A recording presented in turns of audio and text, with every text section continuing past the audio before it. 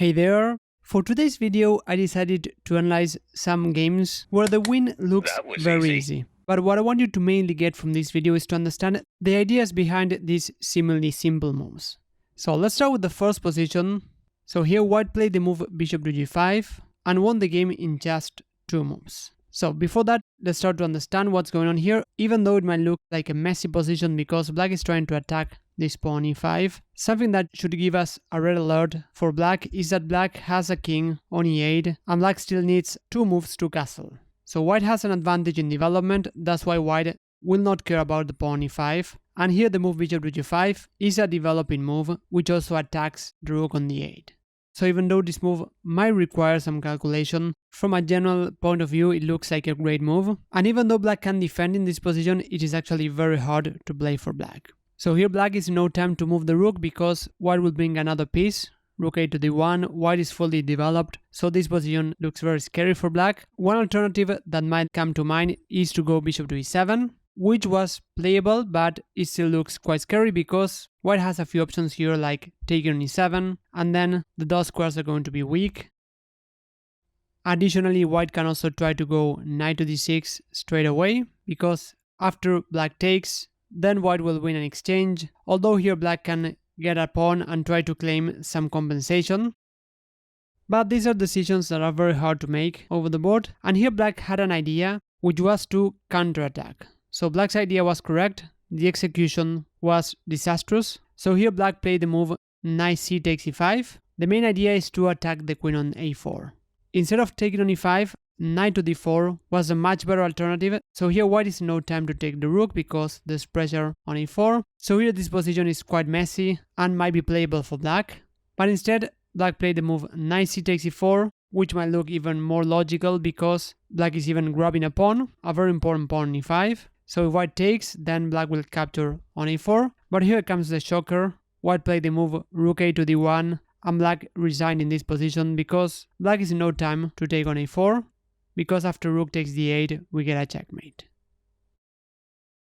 Black doesn't have any other good alternatives because the queen on d7 is pinned. For example, if knight to d3, white will simply capture the knight, or if bishop to c6, this is another idea to counterattack, but white will simply take on d7, and black is no time to take on a4 because after rook takes d8, we get a checkmate. Now let's move on to another position that might look confusing at first sight, because black is trying to play very aggressively, but if we understand that black pieces can be quite misplaced, for example the knight on h5 is on the edge of the board, the bishop on h6, unless it does anything very concrete, it doesn't look very well placed. The bishop normally is better placed on g7, and here white might be tempted to take the pawn on b7, but the idea is that after rook to b8 and the bishop moves, black could take on d2, and then after queen takes, go knight to b3, and we get a fork. Now even here in this position after queen to c2, knight takes and rook takes, white can claim compensation for the exchange because white has 2 bishops and a pawn.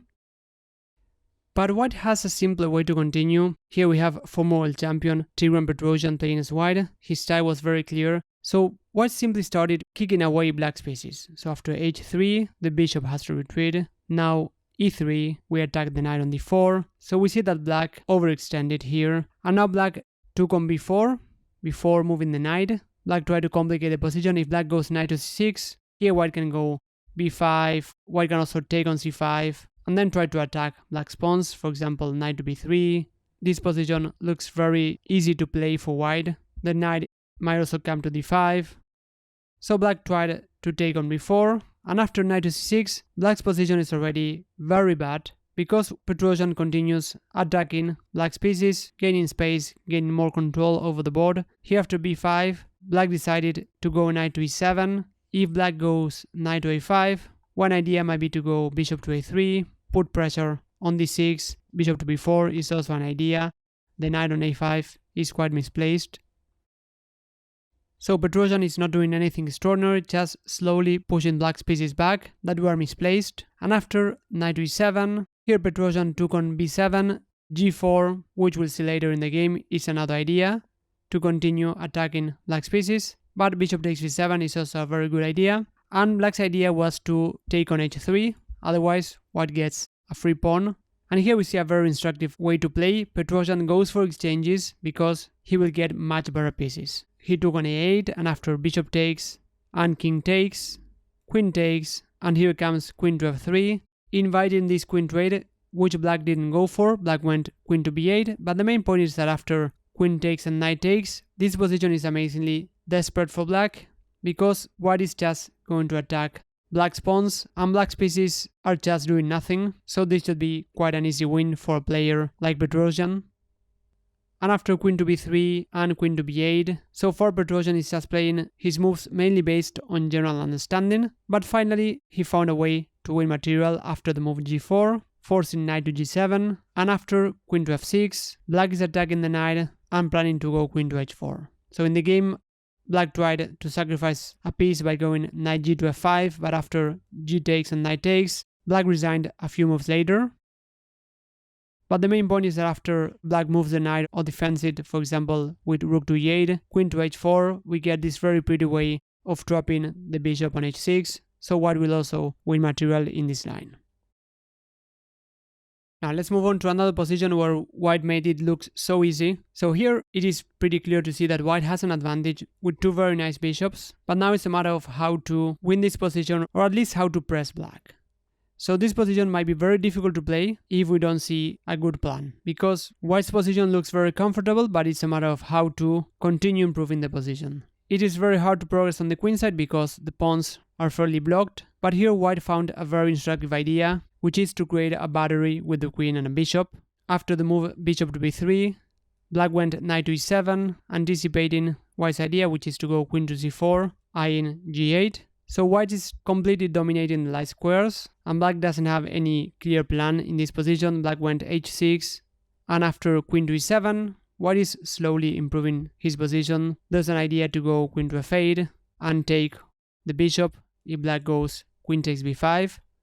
Black tried king to h7, and here white went bishop to c4. White is not rushing, just protecting the pawn on b5. Black doesn't have any clear plan, so black decided to wait with queen to d6. And here again it is pretty clear that white has a clear advantage, but now it's a matter of how to finish black. And here white found a very instructive way, a very clear way. White went h4. Just want to mention that white also had another idea, which is to go g4.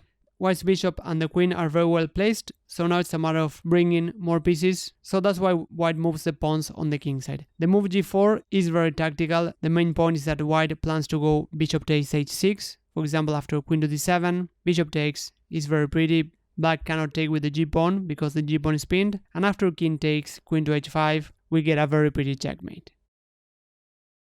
But the move that white played is a lot more instructive in my view. h4, the plan is a lot more clear, which is to go queen to e8, bishop to f7, h5, and bishop to g6, planning to checkmate black's king. So slowly improving his pieces. Here black went queen to d1, and after queen to e8, now bishop to f7, h5, and bishop to g6 is coming. Out of desperation, black went f5. In any case, the position was already desperate.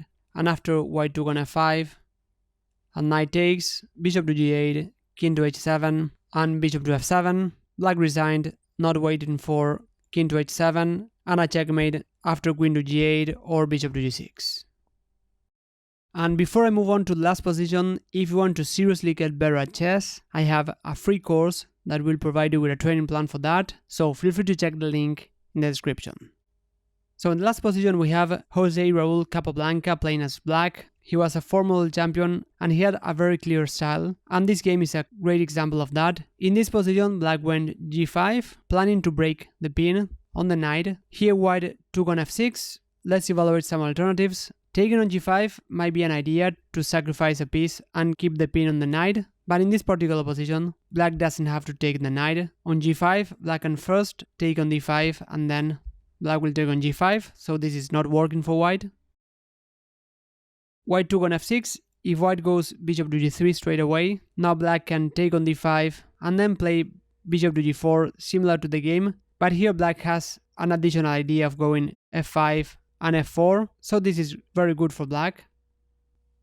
So knight takes f6 is the relatively best continuation, and after queen takes and bishop to g3, here comes a very instructive moment. The bishop on c8 might look like a very good piece because it controls the light squares, but here Capablanca focused on the pieces that would remain on the board after going bishop to g4.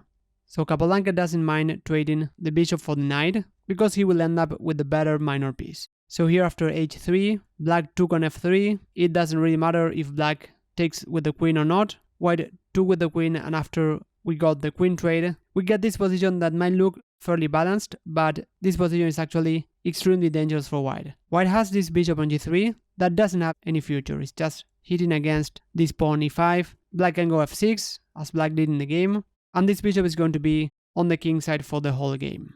Now black's bishop on d6 might look like a very bad bishop. So far it is not active, but black has ideas to activate it later on with moves like b5 and c4. So basically black is playing with an extra piece from a practical point of view, because black's bishop will get active, whereas white's bishop on g3 is going to be passive for the whole game. And having this advantage for a player of Capablanca's caliber was more than enough to win the game quite convincingly after a few moves. So hope that you enjoyed these very instructive games where the win looks fairly easy. Sometimes it's just a matter of finding a clear plan and the position will pretty much play by itself. Thanks a lot for watching, and I'll see you in the next video.